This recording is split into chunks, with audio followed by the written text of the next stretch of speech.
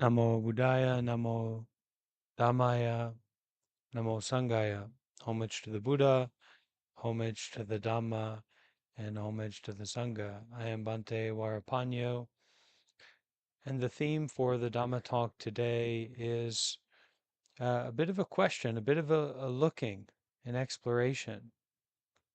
That is that it seems to be happening in the present moment. Seems to be happening in the present moment. So, what is it? What is it that is happening? The Buddha taught the Dhamma that the Buddha taught is the Dhamma to be seen, to be experienced, to be known for oneself. The Buddhist teachings are the teaching of the Buddha, the teaching of the Dhamma, is not concerned with or related to thinking about things. The truth that the Buddha taught is the truth of nature, the truth of everything, the everything that is not something. Because how could everything be something? It's impossible, right? So everything is already not something. So how can everything not be something? So these paradoxes and these contradictions, these kind of parallels that smash into each other don't make sense until we get it. How can it be dark right now? And how can sometimes it be light right now? Well, this is according to the power of impermanence. Impermanence, or ever new impermanent nature, is not an idea. It's not a concept. It's not a belief. What you think about and what you believe in, the stories that you tell about your life and yourself, etc., mostly are not concerned with the truth. Are they? Well, where is the truth? What is it? What is the truth? Where is the truth? How can we find the truth? How can we get the truth? How can we realize the truth? Well, if the truth is over there, how can the you that's already here go over there to get the truth? By the time you get over there, the truth will be gone.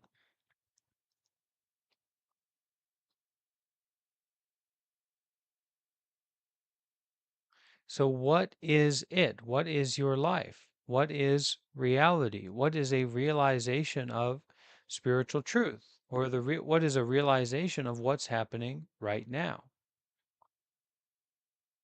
What is that like? What does that feel like?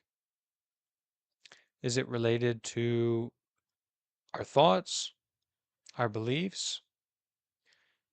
Can the truth be contained in words and phrases?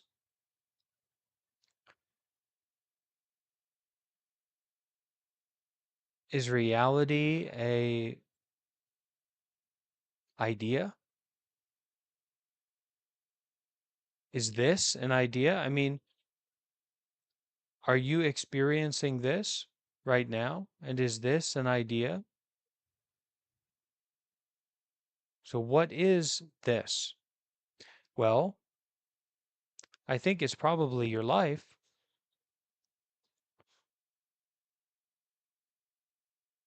If this is not your life, I don't know where you're going to find it. I don't know where you're going to get it. So the Buddha teaches us to look directly and experientially at what is happening right now. The Buddha doesn't teach us to conceive about things, make up stories or ideas or belief systems about things.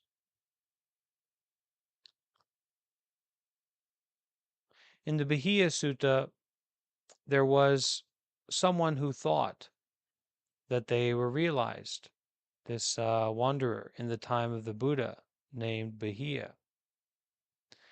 And someone came across Bahiya and said, look, you think that you're realized, but you're not, actually. But there is a monk over here. There's a great monk, Siddhartha Gautama, the Buddha, actually, who is fully and completely realized. And I recommend that you go to see him so that you can see about the truth. And when we really look at these teachings and this path and this work, we have to be quite realistic about what we are concerned with. What are we actually interested in? Are we actually interested in the truth? Or is it more like of a passing fad, something of a curiosity? If we're interested in it, if we're curious about it, if we're serious about it, then we get concerned with it. It's like if you found out that someone put poison in your tea. What are you going to do? You're going to sit there and kind of think about it a little bit, or you're going to scoot your boot. So getting concerned with the truth gives us an opportunity to hear the Dhamma, to receive the Dhamma, to experience the truth. But if we're not concerned with it, we're more likely to get a cheeseburger than we are to get an experience of the truth.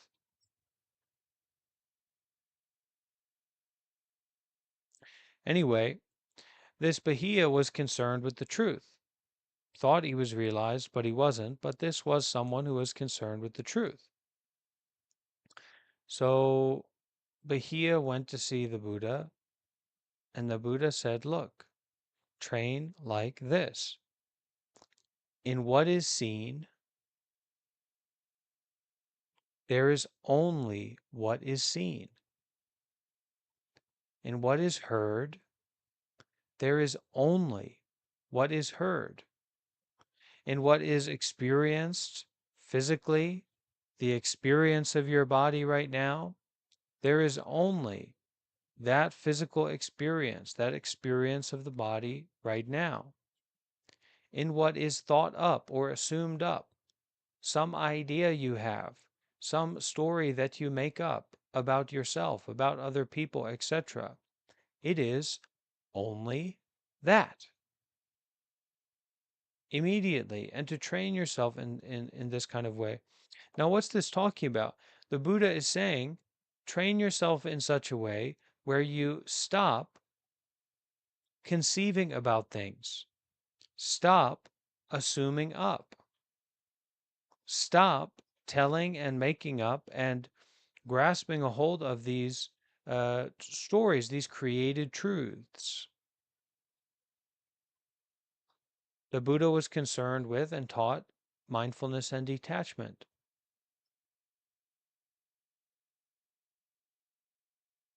If you have mindfulness but you don't have detachment, that's not what the Buddha taught. That's just an exercise. That's like going for a jog, going for a run.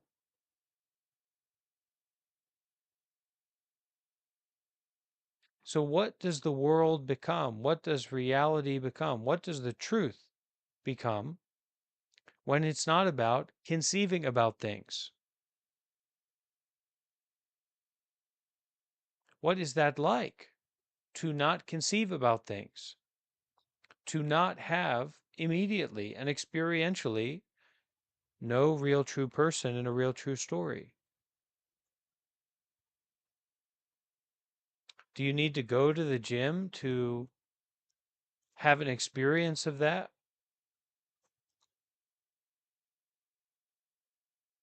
Do you need to be a Buddhist or become a monk or go to a meditation retreat to have an experience of that? Not someone. It can be brought up or explained in so many different ways, like scientifically, the experience or the notion of a separation is an illusion. It's the basis of biology. It's the basis of ecology, right? Why are hippos like that? Why are human beings like that? Well, because the earth is like this. This is because of that.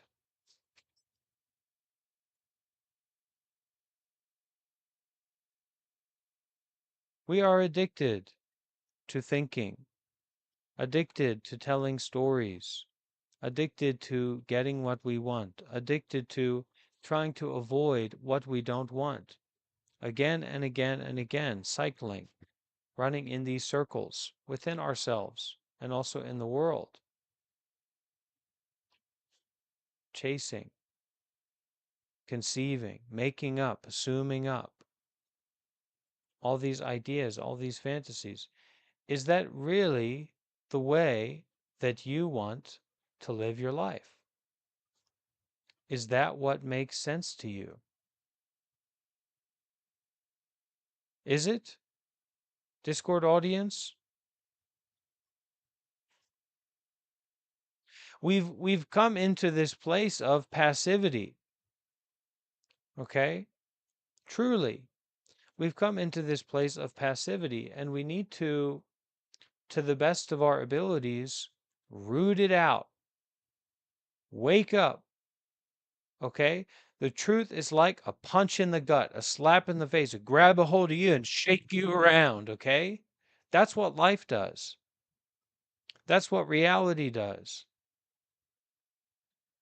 But if somebody with a good mind gives you a punch in the gut, now you know, you're trying to get in a fight or something like that. I'm just trying to help you out.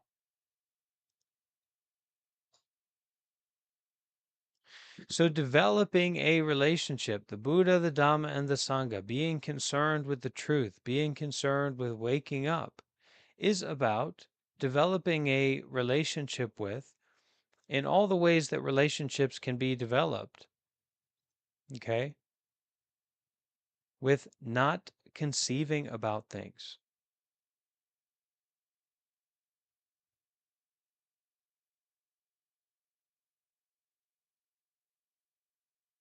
True meditation, real meditation, vipassana meditation, whatever you want to call it. Sitting where you're sitting, seeing where you're seeing, breathing where you're breathing, experiencing where you're experiencing, okay, at this moment. What you need to talk about.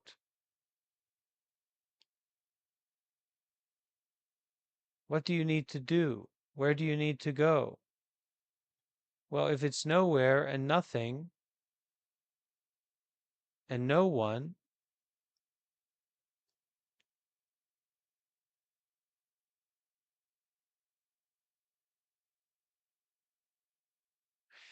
the Dhamma, the Buddha, the Sangha, this path, this way is a training.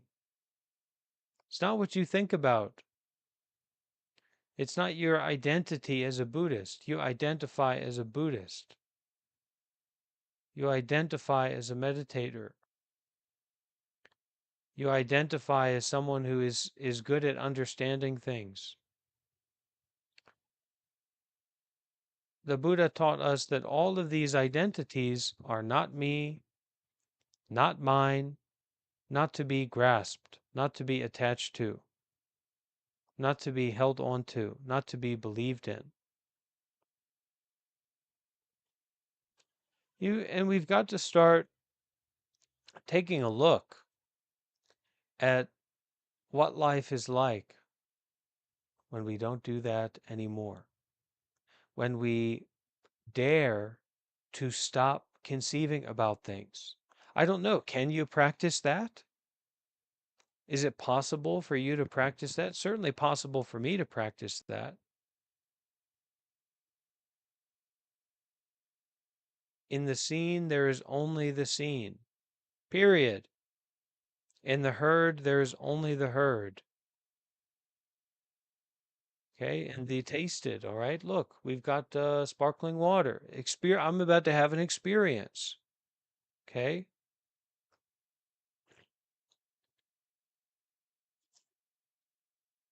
And the experience is only the experience. No assuming up, no stories, no making up. This is a kind of training. This is a kind of real meditation. This is a kind of real practice. This is a kind of real contact point with the teaching of Buddha. Your intellect can't eat it. Your ego can't eat it. Can you practice it? Can you work with it? I don't know. Because when we stop conceiving about things, when we stop making up all these shallow understandings and shallow interpretations and shallow perspective, like, let's get real. What work have you done? What sacrifice have you put in? How many hours have you been to the gym? We trick ourselves. Okay, this identity, this grasping is tricky. This ego is tricky. This ego wants to reify itself. What is the ego, But let's use a Western psychological kind of position and perspective, right? This ego, this self, this someone, this real true person, a real true story, this controller, this dominator, this beinger, okay, wants to be in control, wants to get what it wants and avoid what it doesn't want. Now, sometimes this ego gets all twisted up and we become an enemy to ourselves. So we have to work on that too when that's the situation, and we can. But what is it? What is this? Well, it seems to be more so than some other answer, I think. This is my answer right now.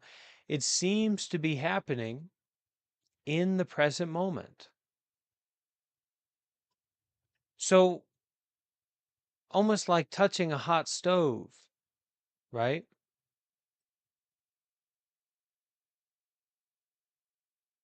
But continuously, without taking your hand off. That's what the present moment is kind of like. It seems like that, right? Where was I 5 minutes ago? Time machine.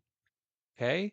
Where will I be 5 minutes from now? Even moments in the past, moments in the future. How are you going to get any of that? I'm asking, really, how are you going to get any of that? Either of that? 2 moments ago, 2 moments ahead. I mean, where's it at? What are you going to do with that reality of impermanence that's really got a hold of you?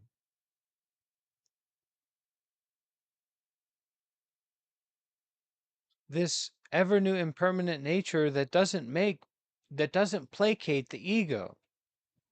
It doesn't placate the someone. Okay? Because someone needs some place. Who is someone that doesn't have some place? Okay? Someone needs some situation. Who is someone that isn't in some situation? That someone is no one. So we can use the power of not someone. And if you need scientific encouragement, well, Google what ecology is.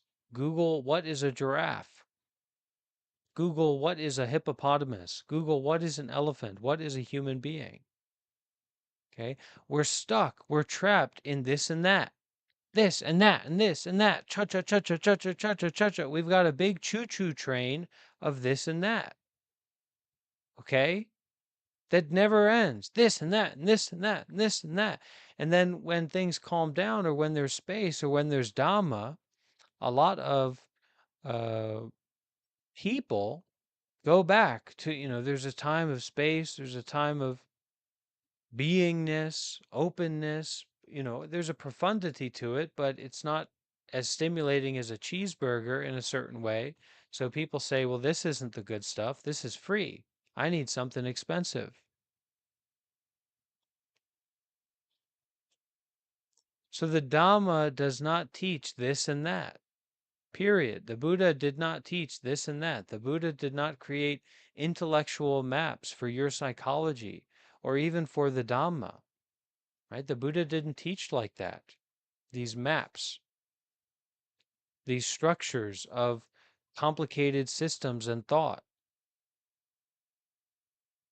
The Buddha taught paticca samuppada. Okay, this is because of that. Do you know why people are born? Do you know why people come into being to be human beings in Buddhism? Do you know why that happens in Buddhism? Because of ignorance. So, what is ignorance? Ignorant of what?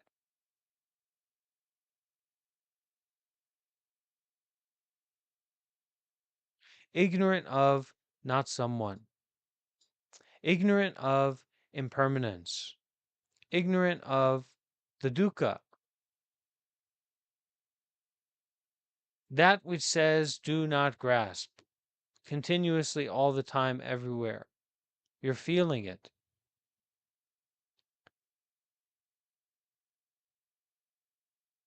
So, the practice of real meditation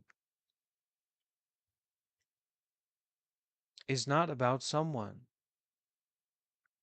It's not about some time, some particular time. It's 4 o'clock, it's 5 o'clock. It's time for the meditation retreat. That's not what real meditation is about. That's not what the Buddha taught.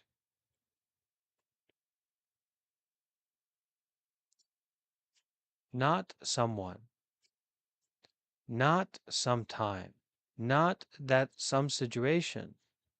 Now, if you become a realized person, wonderful. Give me a call. But if you aren't realized, have full faith. Have complete faith. Pay respect to the Buddha, the Dhamma, and the Sangha. That's what I say, because that means that you're in a workable situation to work with, to be trained by realized people. Okay? The Buddha didn't just set up the truth, he set up a system. Okay? System of seniority, system of goyens, uzens. Okay? He set up a system, a hierarchy, so to speak, to be used without attachment, but to be used, to be made use of, until you can detach fully from it. And so, getting concerned with the truth really is what this is about. And although all these situations are happening, all these stories, all this anxiety, all this depression, all this complicated thinking, all these people, places, situations, stories, eh, everyone around you is completely delusional, and you're the most delusional one of all. Even though all this, and that is happening, right?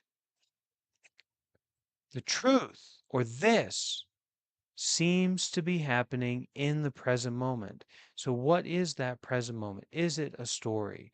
Is it a belief system? Is it an idea? Can it be grasped? Can you grasp the present moment? Can you get a hold of it? That grasping poisons us. That grasping onto this, grasping onto that, grasping onto someone, grasping onto some place, grasping onto some situation, grasping onto some story, some conceptual interpretation of what you're experiencing right now or what experience is right now. That interpretation is not true.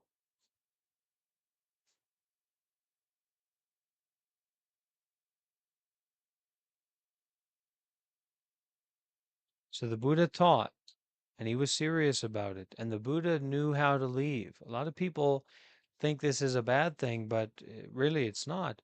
The Buddha had a wife, consorts, he had children, he was a wealthy man, he was on track to be a prince, a king, he was a high man. Okay? He said, look, I'm done. He left his wife, he left his kid, he abandoned them, he abandoned his family, and he went off to become a renunciate. So the Buddha knew how to leave.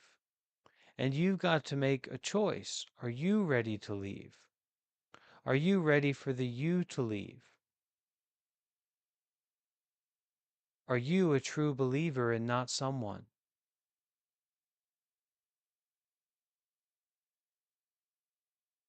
And it's not about Buddhism, and I don't want to trick people. But the truth is loud. The truth is strong. And the truth doesn't care about what you think or your ideas or your position or your perceptions or your opinion. The truth doesn't care about any of that at all. It has never and will never care about what you think. In the same way that impermanence, death, doesn't care about your ideas and your stories. It doesn't even care about castles made of gold. Doesn't care about seatbelts. So, whatever this is, whatever your life is, your depression, your anxiety, your relationships, your complicated stories about yourself and other people, just remember it seems to be happening in the present moment, doesn't it? Okay, so that's our short Dhamma talk for today. And if anyone has any questions, you can ask them before we finish. I have one question. So you were saying that mappings and conceptualizations and things of that nature, when there's no attachment to those things, um, it seems that those things can be used as skillful means to help others. And that's essentially what you're presenting with the structure of Buddhism. It's not, you said it's not needed, but it can be used to help lead people All right, out of let me that. put it this way. It's just like this. You ever heard of a carpenter before? Yes, right? You know what a carpenter is. Yeah, I've been a carpenter Okay, since I was young. okay. Now, it is possible, okay, it is possible that someone could get a bunch of carpentry books and read them, okay, and kind of practice in their mind, practice in their own, right? And then become a great carpenter. That's possible, but it's very, very, very, very unlikely. And until you get onto the job site with master carpenters, you don't know really. You may think that you know, but you're not really sure. And those master carpenters don't know what you can do. So it's got to be multiplayer. If you're a carpenter living on the moon, it's going to be impossible to build anything, regardless of if you're a great carpenter or not. And it's certainly going to be impossible for you to test if you really got it or you don't. So the same is true with the truth, with freedom, with mindfulness and detachment. And unless you've tested, unless you've been around masters or people who you think that are masters, unless you've been serious about it, then it's very, very unlikely that you'll know. Mostly, we need teachers. We need leaders. Okay? It's like if an apprentice carpenter showed up on the job site and said, "Hey, I kind of figured this out." They don't even have the chance to do that because they're digging holes for 8 hours with a shovel. And so you've got to experience that position when it comes to something that you're new to. And that's what a lot of the context or the principle of going into these intensive meditation retreats or like the notion of becoming a monk, right? The notion of being a part of the spiritual community that's about the truth. I'm sorry, right? But we can't appropriate everything as Western people, as European people. We can't just appropriate everything. right? Oh, enlightenment, that's mine. Ah, those monks, those Asians, you know. We've got to stop. We've got to be willing to stop ourselves. It's like if you were born in um, the Ukraine and you heard that there was an NBA and then you made your own NBA and said, well, this is, this is the NBA. It's not. You don't know about it. You haven't played. You can't even get in. You haven't tried to get in. This is real. This isn't a philosophy. This isn't a belief system. This isn't some kind of spiritual whipped cream, whippy dip. Okay? This is the real deal. It's life and death. So if you want to be a teacher, if you want to be someone who knows about it, you've got to come and get on the court. There's really no ifs, ands, or buts about it. And what is getting on the court like? What does that look like? Renouncing your life, sacrificing your life. How do you think people get to the NBA? They have to give up many things in their life. They have to be very, very serious about mindfulness and detachment, meditation. Okay? When you realize that Buddhism is all about this and that no other spiritual system has anything close to the proven efficacy of this system, okay, and the detailedness of it as well, all right, then that's the NBA. I'm sorry. Buddhism is the NBA for spirituality. Deal with it. If the Taoists had it figured out, they should have done better. If the Hindus is not really a good word, but other Dhammic traditions from India had it figured out at that time, then they should have done a great job. They didn't. Only the Buddha has done this. Okay? So you've got to digest that. And you can say you don't disagree, but this is the Buddha's house. This is concerned with the Buddha, the Dhamma, and the Sangha. So eat what's on the menu or get out. That's Yeah, real that makes sense to me. spirituality. Yeah, yeah, you know.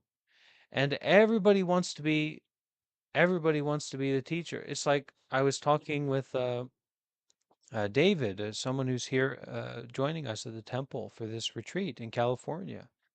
And I was saying, David, I like arm wrestling. David's had difficulties in his life. I said, David, I love arm wrestling. It would be great. It would be ideal if I was the best arm wrestler in the world. I would love that. I'd be okay with that. That would be suitable for me. But I'm not, and that's fine. So it's like all these, people or people adjacent beings, okay, who learn about spirituality or hear the word enlightenment or etc., etc., etc., but they've sacrificed very little or they haven't got on the court to test, then they don't know if they're realized or not, actually. They just convince themselves that they are. And that's what it takes to be a teacher, or that's what it takes to be a player. You've got to get on the court.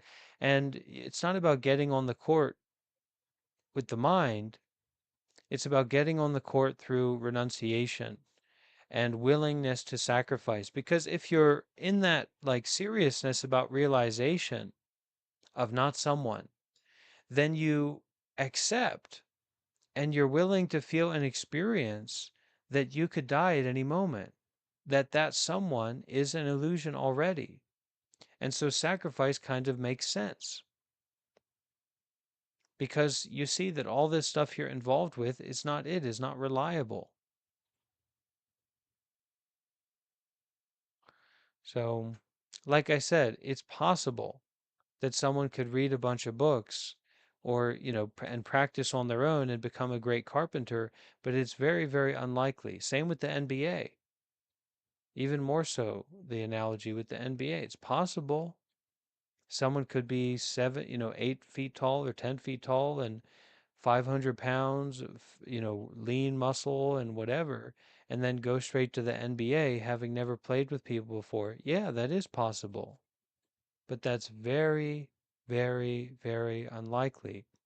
And the reason that these systems are so popular, these Dhammic systems, these Buddhist systems, these etc. systems of enlightenment or whatever, these ideas of what people think they're doing, is because it gives them something to grasp onto. Whereas what the Buddha taught is to not do that.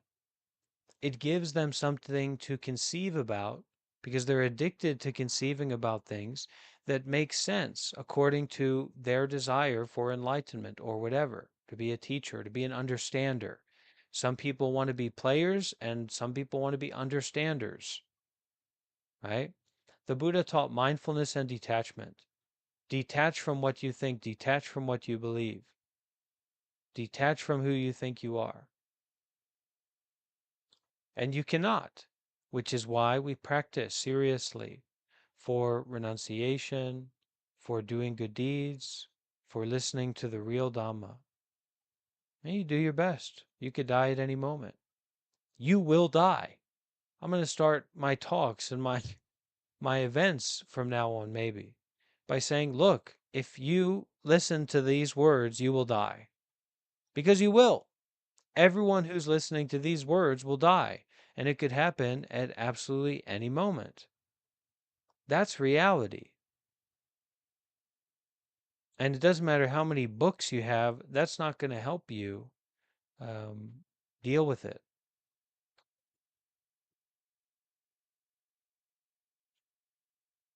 And a lot of this uh, enlightenment and Western spirituality and all that, it's a stone cold appropriation.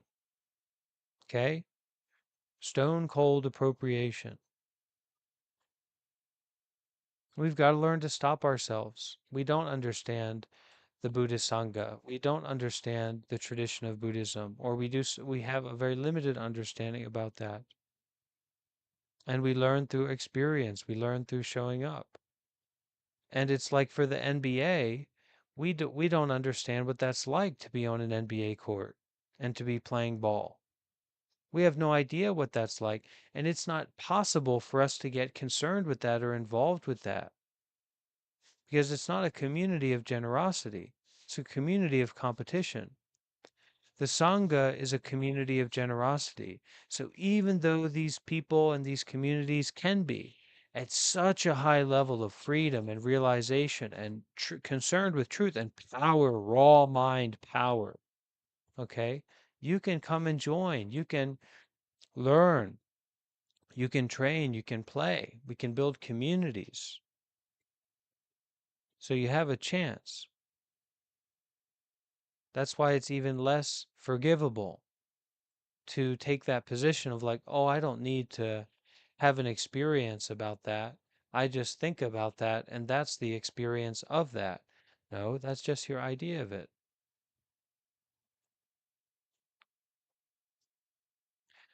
Uh, okay, any other questions?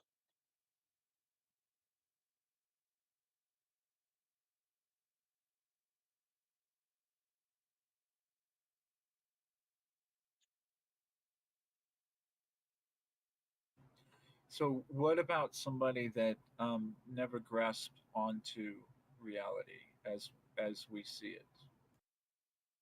They're free. They don't feel stressed. They don't feel worry. They don't feel anxiety. They don't feel burdened by non practical, complicated thinking ever. They're free. Their minds are exceedingly powerful, free, healthy, and wealthy, compassionate, and wise. They see through all the illusions. They see through all the BS. Constantly, continuously. They can endure all kinds of difficult situations. They cannot be tricked. They cannot be confused by other people. They cannot be manipulated by other people. Literally and fundamentally, it's impossible. Because their minds are not someone. They don't have wrong view. They don't have the view ever that they are someone. Every time you think that you are someone, you are in a state of delusion. You are in a state of wrong view. So you better be careful about being at the Buddhist temple like that. You better be reverent. You better be respectful. You better be serious. You better be generous. Because not everybody at every Buddhist temple has wrong view, which means they have the view of not someone. And that someone that you think you are is going to be very threatened by that, is threatened by that.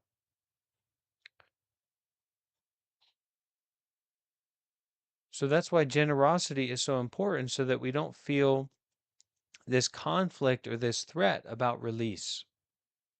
Because release is wonderful, safe, pure, to let go, to detach, to put down, to disidentify, to detangle, to unlatch,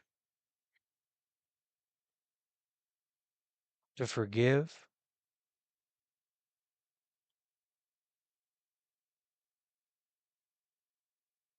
That's real. And that's what Buddhism is about. You don't need to be a scholar to understand or to get right view. But a lot of the teachings, they give guidance, they give support, they give help. But my position is, if you're to the degree that you're serious about it, because like I've said before, you don't have to want to be realized or like get enlightened to want to feel better or be connected with community of wholesomeness and enlightenment, right? What could be more wholesome than enlightenment? So you can be a supporter, you can be a volunteer, you can be a donor, you can be a kind, a generous kepia. Okay, you can be involved at so many different levels with the community. Okay, but if you want to become a realized person, you have to sacrifice your life. You have to abandon your life, and you have to become seriously concerned with the Buddha, the Dhamma, and the Sangha. And keep your fingers crossed as you grit your teeth and endure and go forth with great zeal, and keep those fingers crossed that you do find a real teacher. Right? It's like just like that 16-year-old just out of high school, brave and inspired, has always had a dream to be a carpenter, but doesn't have a teacher. What could be more ideal than a master carpenter taking that 16-year-old boy under their wing to train them to be a carpenter? You even get paid while you're doing it, while you're in training. So that's the most ideal. We try to find a teacher. Okay, and usually real teachers know real teachers. It's not like you find someone in the bottom of a desert. Real teachers know a lot of different real teachers.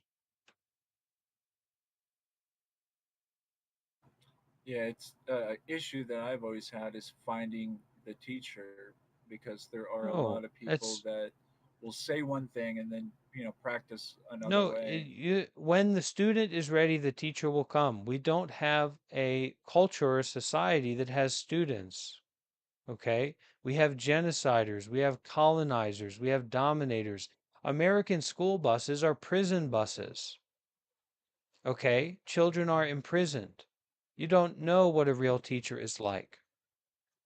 You don't know what it means to be a real student because you were imprisoned for most of your youth. Likely, not just never just you. A lot of people here. So once again, it's always this is the suffering of the Patujanas, okay? That it's a situation where no matter what someone tells you or teaches you or communicates with you, you don't want to stop grasping. You don't dare to sacrifice. You don't dare to be generous. You don't dare to give anything up, right? You don't dare to drop anything. And so then, how could you drop the wrong view? How could you be a student? How can how can a carpenter train a novice carpenter or somebody who's new on the field when every tool that they pick up they're not willing to put down? And then, you sit with them, you talk with them for a little bit, and they put all these things down. Then you look away to do your work for a few minutes. You look back, and the student has picked up all these things again. So you have to bow your head, give up your shield, and hand over your sword. That's how you do it. That's a real student. Okay, that's a real son, a real father, a real mother, real daughter. Okay, non-binary dimensions. Okay, dimensionality of communication, of reverence, to submit to renunciation, to submit to the path, to submit to detaching from your own understanding, to abandon, to detach from your own understanding. Because your understanding is just about grasping.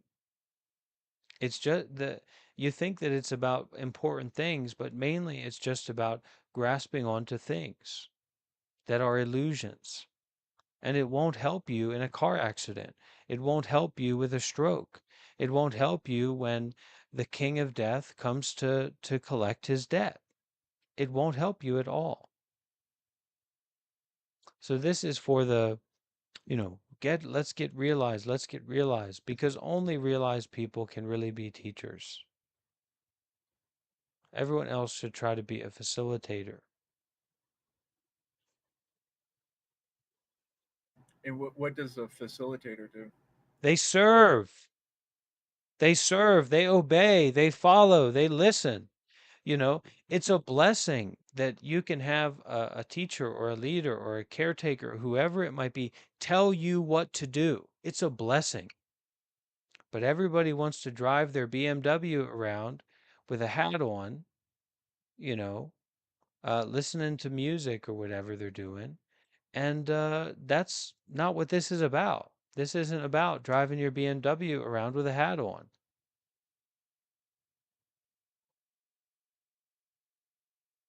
You're blessed if you can be told what to do, concerned with the Buddha, the Dhamma, and the Sangha. And if there's nothing to be told what to do, then just sit down and be. And you can really practice like that at some, you know, uh, situations where you don't need to talk, you don't need to ask questions, you don't need to do anything. Just being there with spiritual community is enough.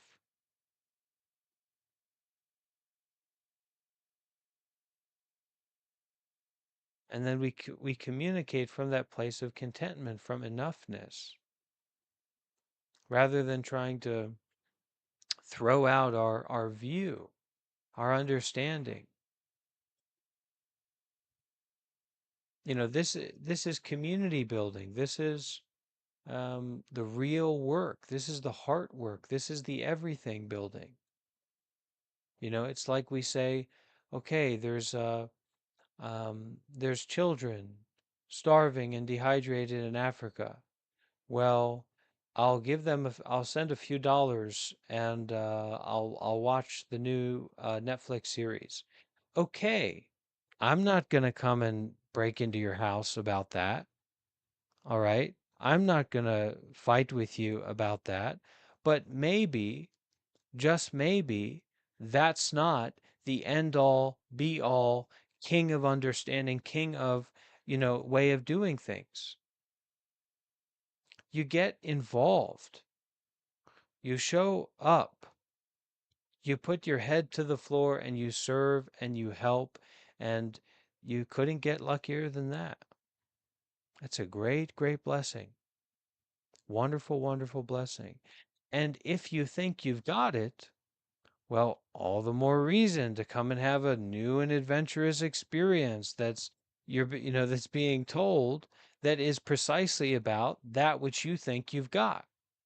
But everybody's afraid to sacrifice what they grasp onto, to give away what they hold on to. And it perpetuates fear. Okay? This fixedness, this stuckness about not being willing to let go of what we desire, what gives us pleasure, etc., or what is me, my, I, me, mine, I, right? Perpetuates fear and anxiety and depression and non practical, complicated psychological states and hyper isolation, okay, that lead to all kinds of strange things. So it's twofold. There's the absolute and there's the relative. Okay, I'm telling you about the method that I believe in, that I'm working with, that I'm sharing with this community. Okay, that my teacher is sharing with me, that we are acting out, and the principle of the truth. But you cannot understand the principle, but you can do the practice. And some people cannot do the practice, but they can understand the principle. So you've got to that's the only way for realization. You have to understand the principle fully, deeply, consistently, righteously, ultimately, not someone. No excuses, no debates, no ever, ever, ever, ever. Not someone, not some place, not some situation, not some time. Ever, eternally, infinitely, totally.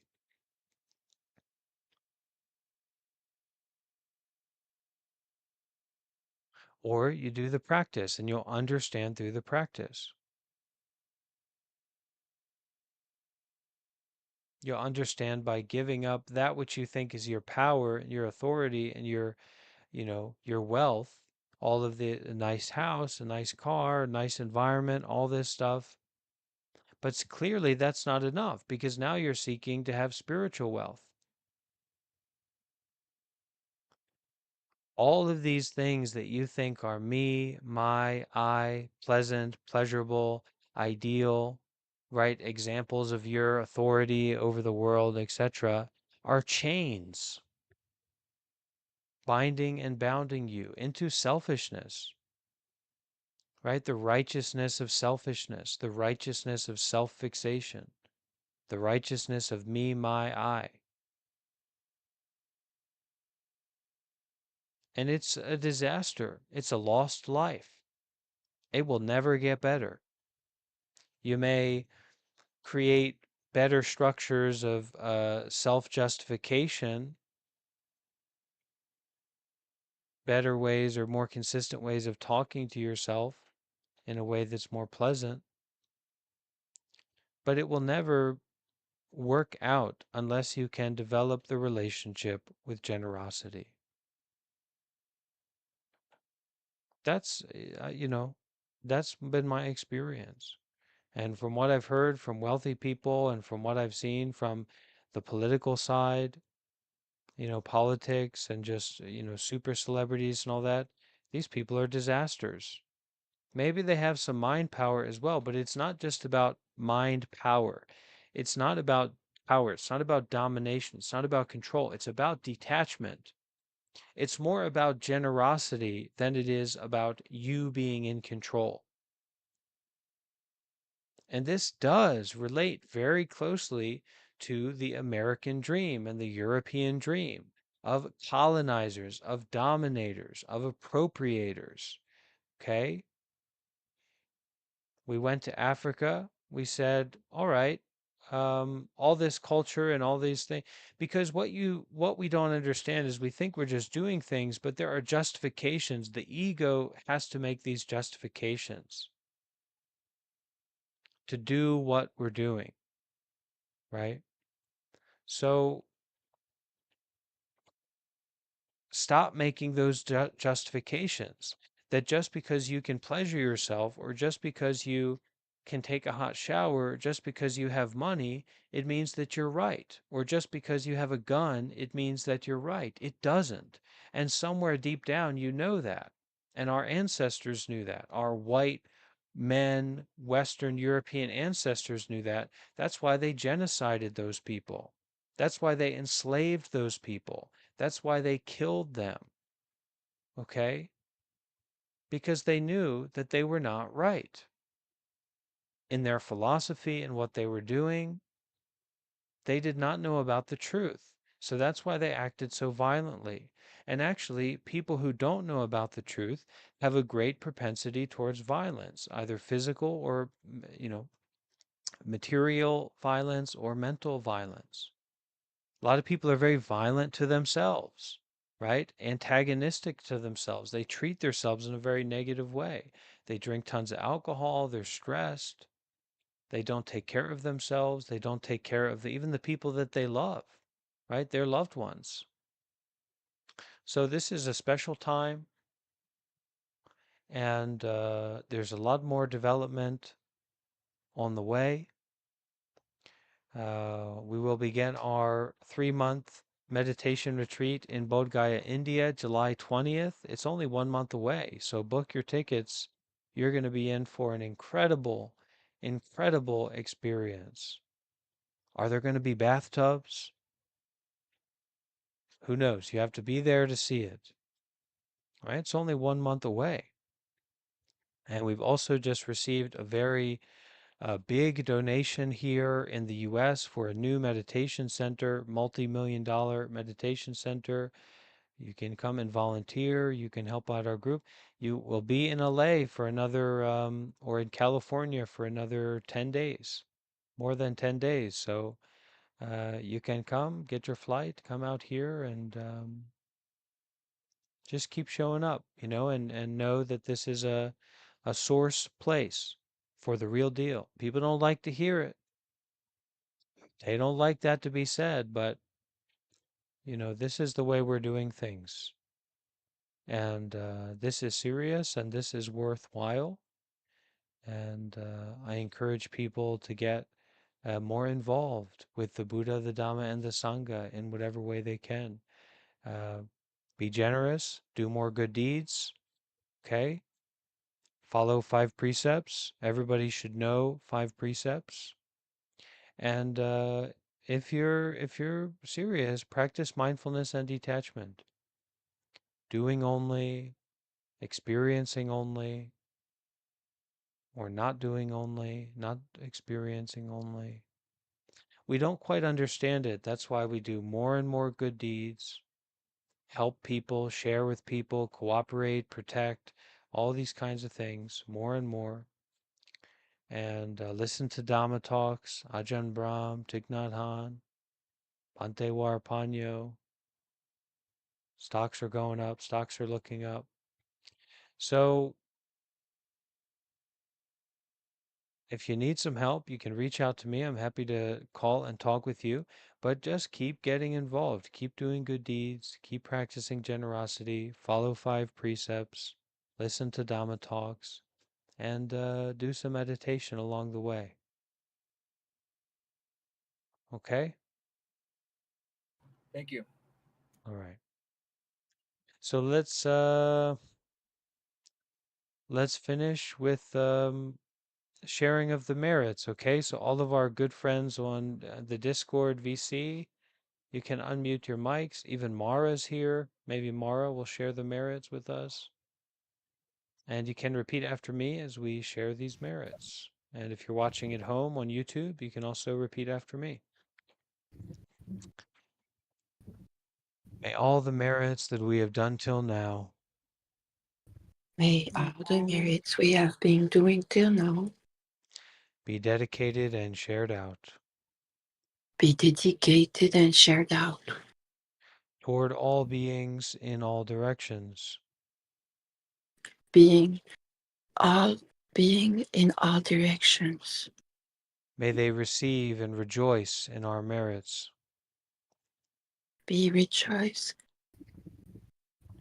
May it be, May it be. may it be, May it be. may it truly be. May it truly be. Sadhu, sadhu, sadhu.